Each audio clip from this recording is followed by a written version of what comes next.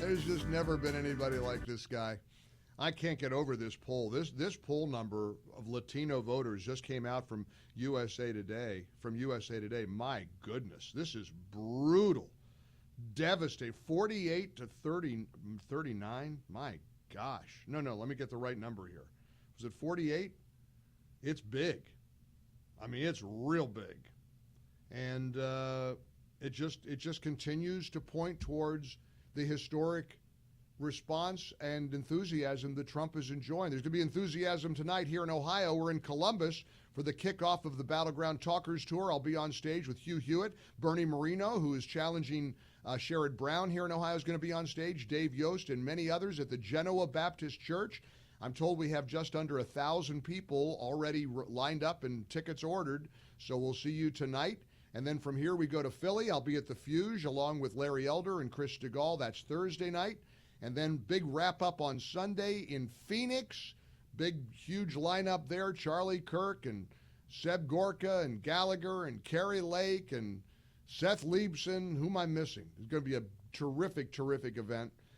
For tickets, they're all on one site, battlegroundtour.com, to order your tickets. Don't miss out. We'll see you there in person. And there is a lot of excitement, a lot of enthusiasm in the air. And, of course, if Trump wins, it will be the ultimate act of vindication. Dinesh D'Souza is the author of over 15 nationally renowned books. I got to travel the country with him back, years ago with Obama's America, the Barack Obama dynamic that was based on the 2010 book, The Roots of Obama's Rage. Vindicating Trump is now available at salemnow.com. Let's welcome back to the Mike Gallagher Show the one and only Dinesh D'Souza. Dinesh, did you see this poll just came out among Latino voters? It's not even close, Dinesh. It's not even close, and I think what that means is that both for Trump and for Harris, the masks are falling off. And here's what I mean. The media has created this kind of Halloween ogre mask for Trump. He's a bad guy, he's a dictator. And then you see Trump in his overalls and Trump doing his one-line quips. And so Trump is breaking out of the mask and he's saying, here I am. I'm not this scary guy they're making me out to be. I am a threat, but not to democracy, only to the police state that the left is trying to establish in this country. And meanwhile, Kamala Harris' mask is also falling off because they've created this kind of Cinderella mask, the new and improved Kamala Harris, the secret genius that we haven't met before. And then you encounter the real idiotic, nothing upstairs, giggling, trivial Kamala Harris. And you're like, actually, no, we're not, the emperor has no clothes, so to speak. So I think what's happening is the real Trump and the real Kamala are finally emerging before the American people. And it's not really a hard choice. Here's this poll that just came out from USA Today, Suffolk University, among Latino voters. Trump 49% to Kamala Harris's 38%. Dinesh, he's got an 11-point lead right now among Latino voters. No Republican in history has ever performed this way. And all signs point towards a big Trump victory. I had a friend text me last night, Mike, do we dare to dream? And I get it. I understand the reluctance because it's almost, Dinesh, things are coming together too nicely right now. It's almost too good to be, it feels too good to be true. Mike, you and I were around for 1980. I was a teenager. I just come to the country. You might remember that between Carter and Reagan, it was very close, going all the way into the final stretch. And then something happened, which is that people had already decided the country was going in the wrong direction. Carter, kind of like Biden-Harris, was a massive bungler on the foreign and domestic front, but people were unsure about Reagan. It's like, can we hand over the reins to this guy? And it became supremely clear in the last couple of weeks leading up to the election that, yeah, Reagan wasn't this kind of buffoon that the media had made him out to be. It would be fine. And so people were like, all right. And then there was a tidal shift toward Reagan. I think something similar is happening with Trump. I know in my neighborhood in Texas, which is a red neighborhood, but in 2020, there were very few people wearing MAGA hats, very few people with Trump signs, very few people openly identifying with Trump. That's different this year. I was just talking to one of the guys here in the Columbus radio station, Alan, who was telling me about a rural community. He showed me a picture of a big barn with a huge Trump sign, and they even light it up at night.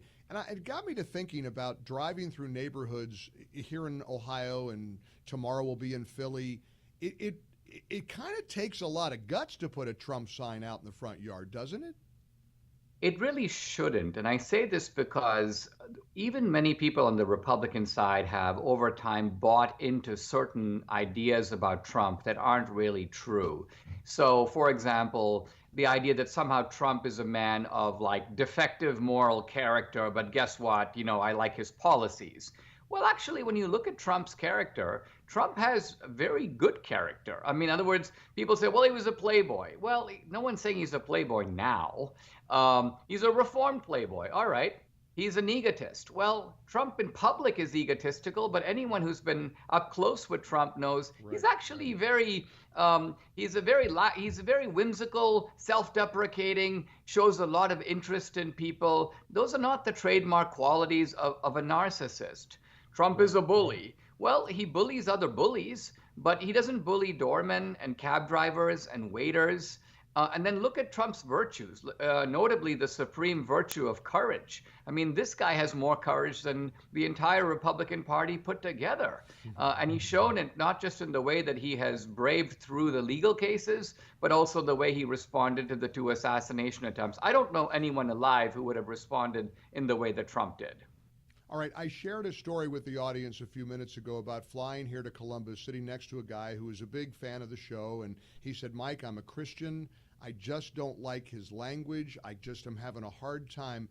And I don't know why, because I'm the least qualified to talk scriptural, knowledge with anybody. I mean, I'm a Bible believing Christian, but there are people I'm talking to somebody who's far better equipped to talk about the Bible and Scripture than me. But I shared with him about the story of King David, and I talked about King David, and I think there is such a parallel, and I want to kind of pick your brain on this a little bit. King David was an adulterer. King David was, in many ways, did a lot of wicked things. And God loved him. God blessed him. God chose David to lead his people. I think the parallels between Donald Trump and King David of the Bible are profound and pretty overwhelming, Dinesh. Let's remember that David was not just an adulterer, he was a murderer. And because he murdered the husband of Bathsheba to get him out of the way. So he was, in that sense, much more distant from the commandments, you would say, than someone like Trump.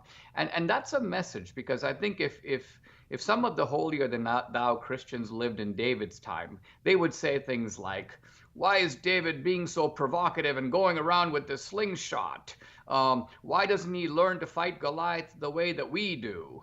What about all that Bathsheba business? Let's start a group called Never David. And if you think about the hidden implication here, Mike, it's actually very insidious, because these Christians are basically saying that God himself doesn't have high enough standards. In other words, God chose David, but God could have done better. God should have held him up to the same standards that we do. We are, in a way, Christians who are holier than God. I mean, think of the prideful implications of all this as you think about it. So in other words, I'm not quite as charitable to Christians who take this view, because I think ultimately it's a cover for cowardice and for inaction. It's a way of pretending to be strong. It's kind of like the guy who runs away from the battlefield and goes, in doing that, I'm showing true courage. And the actual soldiers who are risking their lives, those are the guys that I can look down upon.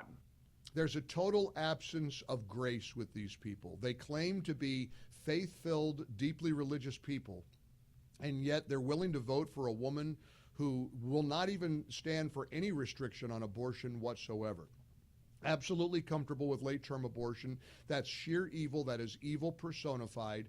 And for people to say, well, I'm a good Christian and I can't forgive Trump for the porn star or whatever he had in his life, there's no grace there. There's no tolerance. There's no forgiveness. There's no empathy whatsoever. And grace is part of the Christian story, Dinesh.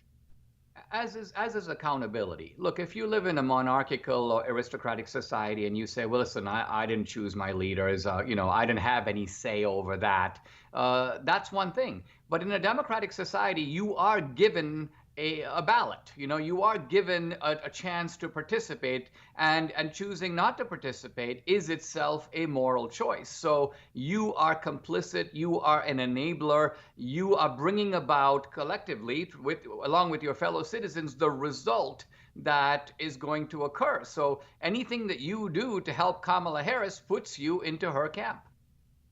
Let's talk about Vindicating Trump. It's available now. Our guest, of course, Dinesh D'Souza.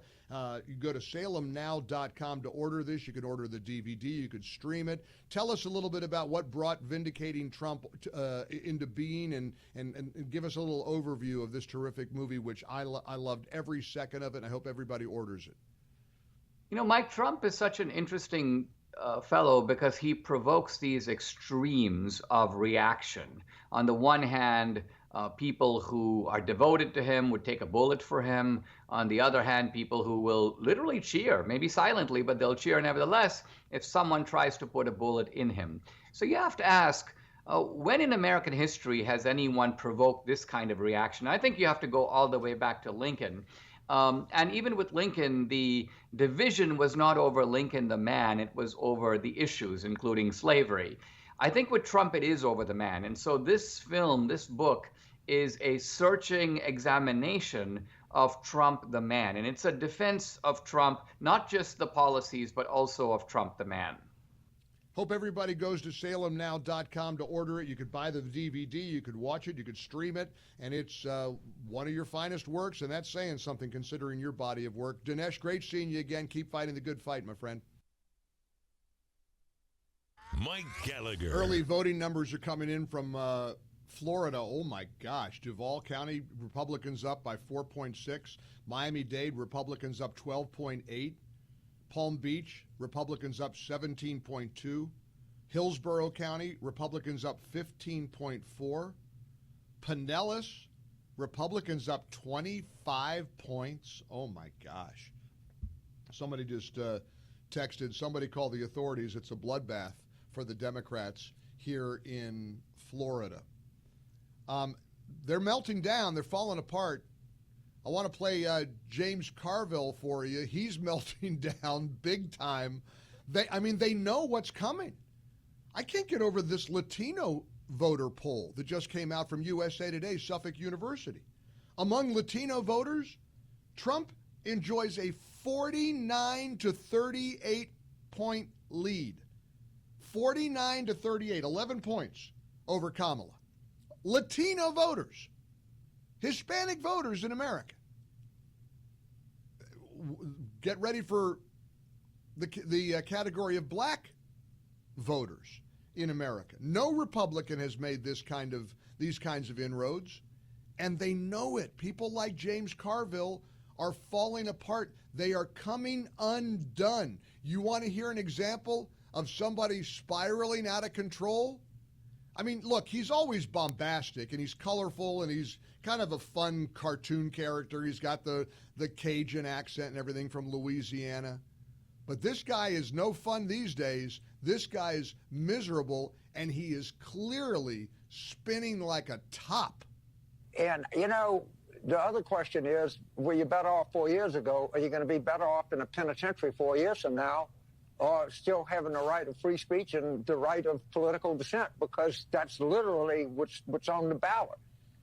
And I suspect in 1941, I don't know if people thought they were better off than they were 4 years ago, or in 1861, what people thought. But I know this, when the Republic was threatened, people picked up arms and answered the call. When 1965, in the middle of the Civil Rights Movement, I think people decided they want to take matters in their own hands and create a better country. And that's what I hope we do here in the next 2 weeks. I don't want to be mean to this guy. In fact, he's colorful. I'll bet you I'd like him. I've never met him, but I'll bet I'd like him. He's a character. I like characters. Those are the ravings of a madman. He sounds like he ought to be in an insane asylum. Are you going to be better? You think that Trump's going to put you all in a penitentiary? You're on national television threatening that Trump is going to lock people up in a penitentiary. And on the subject of weaponization of the Justice Department, it's your party that did that to Trump. You think even the MSNBC audience doesn't know that it's the Democrats and the Alvin Braggs and the Tish James? You don't think people recognize that you took an expired misdemeanor and turned it into 39 felony convictions to try to lock him up for the rest of his life so that people can't vote for him? You tried to disqualify him by weaponizing the justice system, and you're belly aching about Trump? Who's he locked up? He was even asked, why didn't you lock up Hillary when you had the chance? He said, I wouldn't put the country through that. Nobody wants to see somebody like Hillary Clinton go to jail, no matter what I think of her. That's the reasonable, rational side of the equation, not the James Carville. They're going to put you in penitentiaries. It's like Joe Biden, we're going to put you all back in chains. Oh my gosh.